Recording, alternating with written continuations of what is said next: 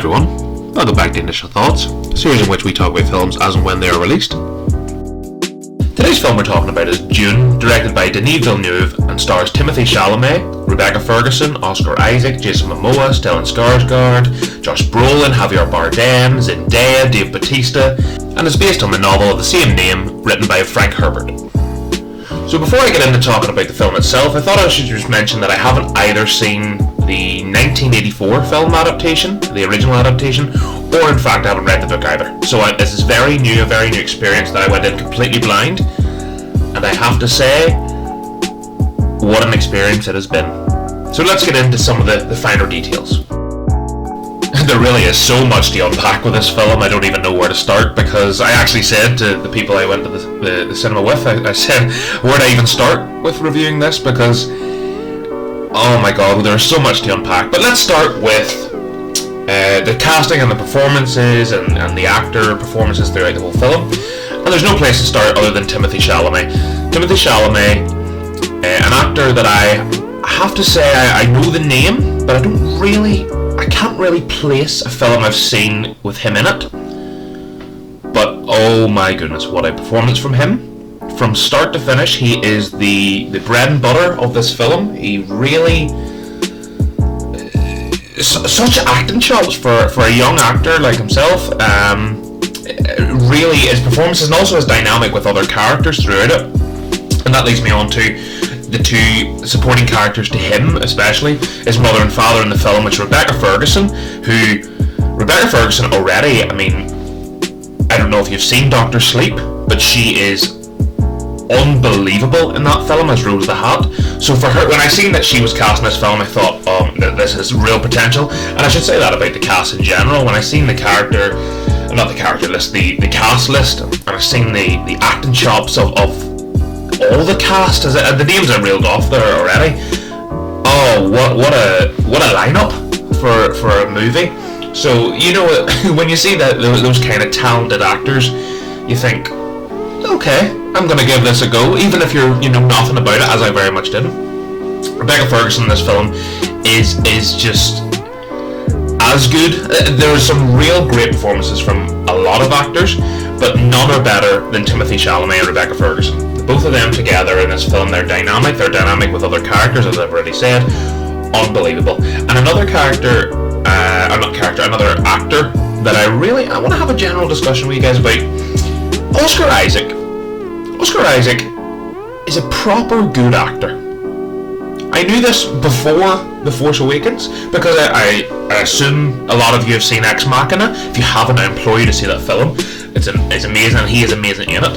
Himself with Alicia Vikander and Donald Gleeson are both, the three of them in that film are fantastic. And when I seen Oscar Isaac in that, I hadn't really seen him in anything prior to that. And I know that was about the time of Ex Machina. Ex Machina was about the time of Force Awakens. And him in that Star Wars trilogy was so criminally underused as Poe Dameron. It really is criminal in my eyes, because Oscar Isaac is so good, and he shines in this film. He really does.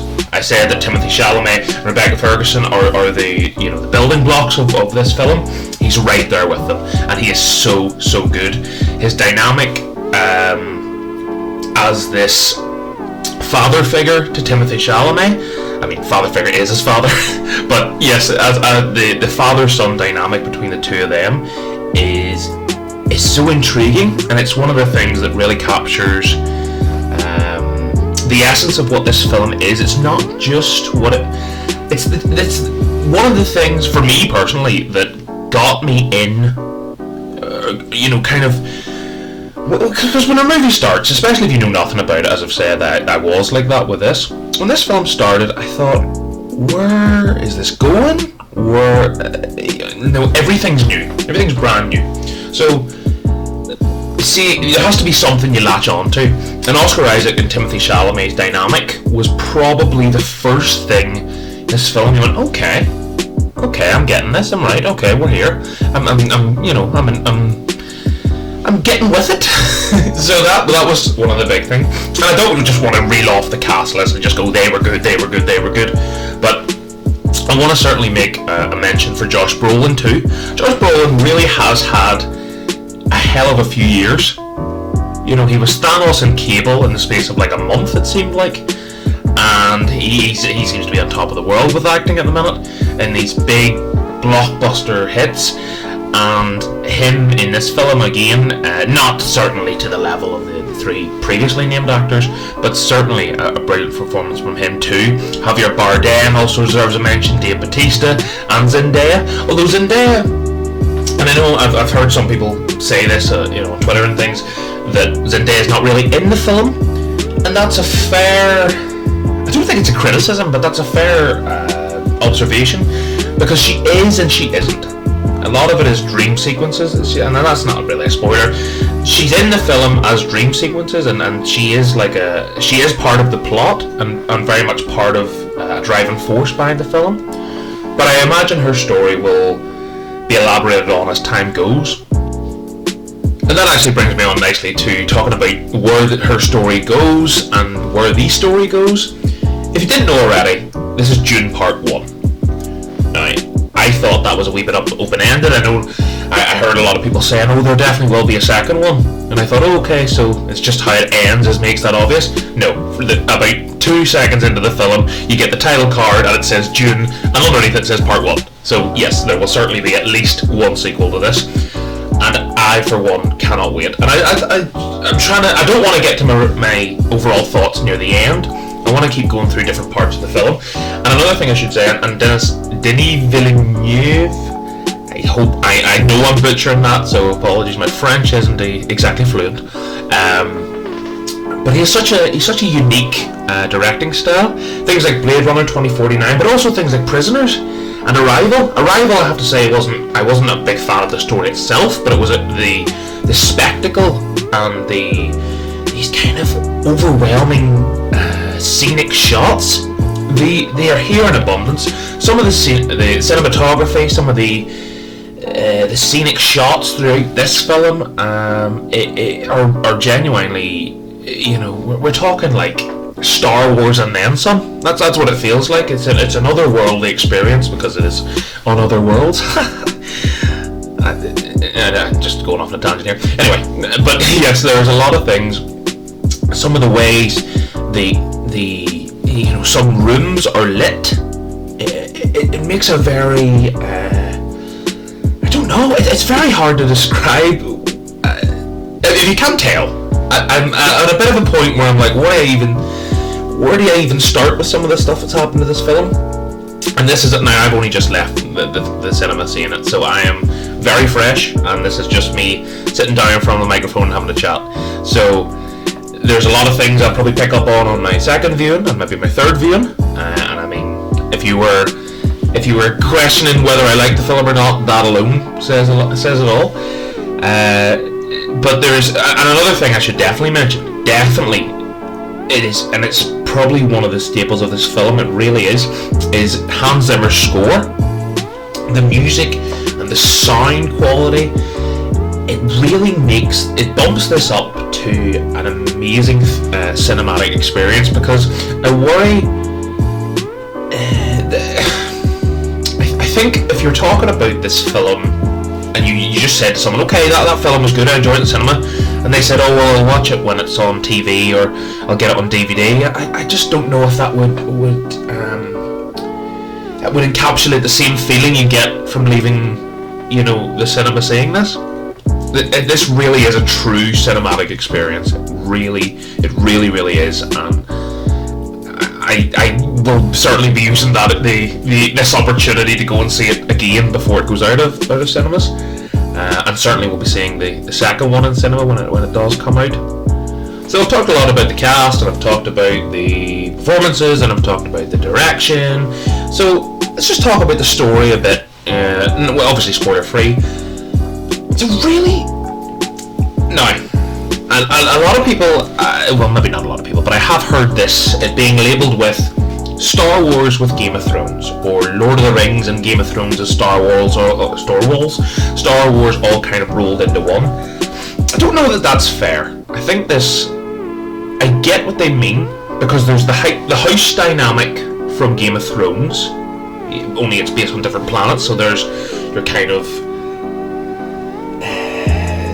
Game of Thrones dynamic. You've got the planets and the space exploration, so you've got the Star Wars side of things, and you've got Timothée Chalamet giving an, I would say, and this is a very, very high credit, because if you've been around the channel a while, you will know my thoughts on Lord of the Rings and how much I love that film.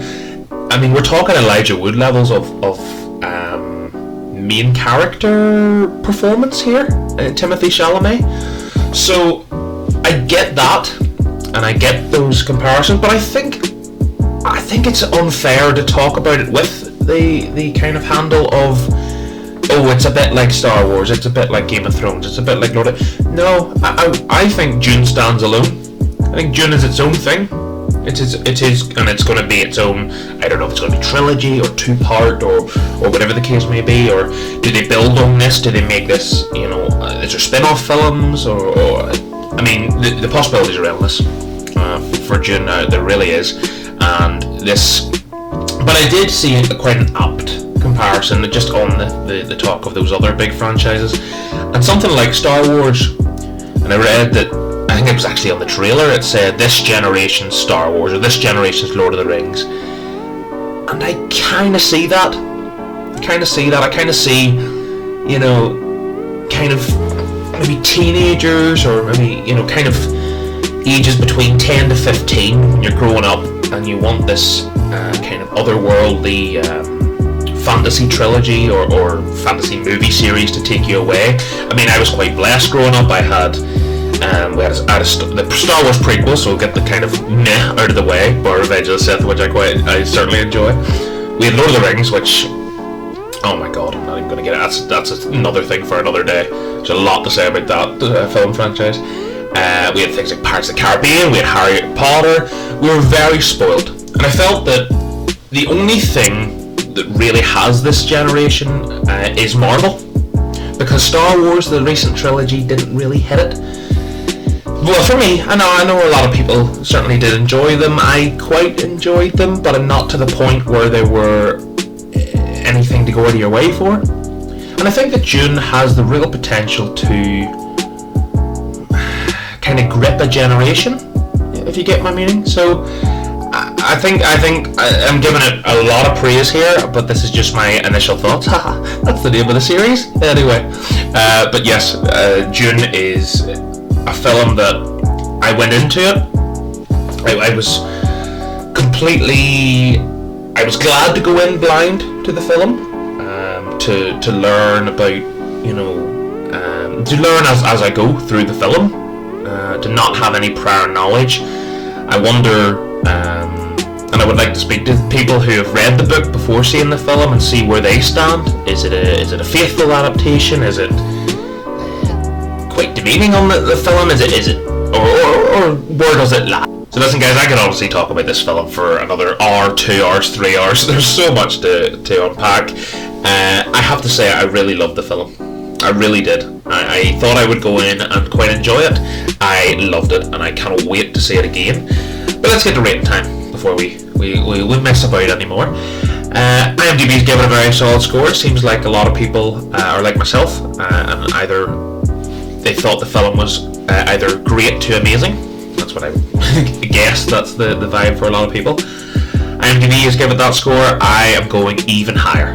It's not often I would go a lot higher than IMDb, but this time I'm giving it one of my highest scores yet, if not my highest score yet. Dune is a 9.5 out of 10. I'm shocked myself, but in some ways I'm not, because I think that, for me personally, I think a true cinematic epic like this, I mean, give me more, please. These are the films. I enjoy my little comedies. I enjoy the odd horror film. I enjoy, you know, these long-running series, things like Marvel and things. But I love seeing a new IP that really, really captures what it is to be a film fan, and Dune does that for me. And you may say, oh well, why is it not 10 then? If it's you know, why is it? The only criticism Oh god, he's giving a criticism. The only criticism I would say is there is certain parts where the pacing kind of comes and goes. The pacing for the film, for the most part, is good, and it keeps you constantly engaged. But there's a few parts, kind of in the second act, where it's a bit slow. But it's a lot of character building and a lot of character development. So that's the only reason it bumps down and doesn't get the perfect score for me. But yeah, 9.5. That is a really high score for me, and I think it's fully deserving of it. Dune is amazing, guys, and I've said it before, I'll say it again. I really implore you to see this film. Give it a go. If it isn't your thing, it might not be your thing, and that's fair enough. But for me, I love my fantasy. You know how much I love Lord of the Rings, and you know how much I love Star Wars, like we all do. And this is something that has the potential to. I don't think it's going to be those levels. I'll be honest. That's maybe a step too far. But there's no reason why Dune can't hold its place as one of the true great movie fantasy series. Time will tell.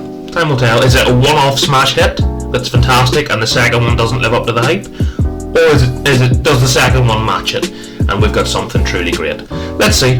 But yes, 9.5. That's my review. That's my initial thoughts. I'm a happy boy. I'm a happy bunny tonight because I got to see a good film, and I hope you've got to see it too. And yes, that's my initial thoughts. I very much appreciate you listening to me. This has been a longer one. I appreciate that. So I appreciate you sitting listening to me talk. Hopefully you've enjoyed, and hopefully you've took in what I've said and want to give the film a go. Because if listening to me has got you to see Dune, well then, you know what, that's good. That's just lovely. And yeah, if you enjoyed listening to me and you want to hear me talk about a lot more films, I can speak English, a lot more films. I'm losing the plot now. But yes, if you enjoy what I'm doing here and you want to hear more, you want to see more, you want to listen to more, it's all means the same. A like for the video would be amazing. Shows me that you're enjoying it and want to see more. A subscribe would be, listen, you've joined us. Welcome to some kind of army that watches films together. I just honestly, this is such drivel now. I'm going off on a tangent. Apologies. Go see Dune. That's that. And if you enjoy what I do, a like and subscribe would be perfection. And before I keep waffling, I'm going to go and probably go see Dune again. But yeah, if you enjoyed the video, guys, I really appreciate it. And yeah, that's it. All the best. Big love to all you, and I will hopefully see you in the next one. Bye, guys. Thanks for taking the time to watch this video. Before you go, here are 2 of my other videos, along with my socials, to keep up to date with new information and the uploads to the channel. Much love, everyone.